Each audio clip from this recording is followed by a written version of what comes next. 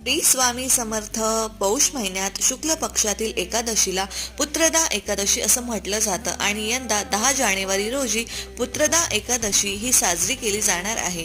पुत्रदा एकादशीचं व्रत हे पुत्रप्राप्तीसाठी किंवा संतान प्राप्तीसाठी केलं जाणारं सर्वात प्रभावी व्रत मानलं जातं.